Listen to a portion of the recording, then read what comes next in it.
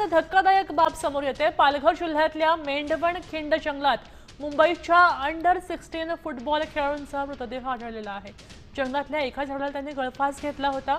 या अवस्थेत त्याचा मृतदेह सापडला तेव्हा इथं संपूर्ण भागामध्ये खळबळ झाली आहे। आता या घटनेमागे तरुण खेळाडू सागर सोरती यानं आत्महत्या केल्याचा संशय पोलिसांनी व्यक्त केलाय। याबाबत अधिकचा तपास अजूनही सुरू आहे। मात्र आत्महत्या करण्यासाठी तो जंगलामध्ये का गेला हा प्रश्नच आहे।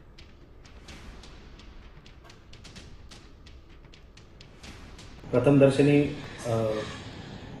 त्या ठिकाणी मयत व्यक्ती आणि त्याच्या गळ्याभोवती एक दोरीने गळफास घेतल्याचं प्रथमदर्शनी निदर्शनास आलं। त्याच्या मृत्यूचं एक्झॅक्ट कारण व तसे काही घातपात वगैरे झाला आहे किंवा कसे याबाबत अधिक चौकशी सुरू आहे।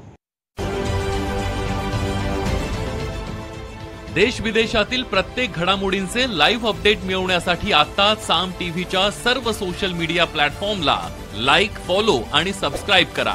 तसंच सर्व नोटिफिकेशनसाठी बेल आयकॉन प्रेस करायला विसरू नका।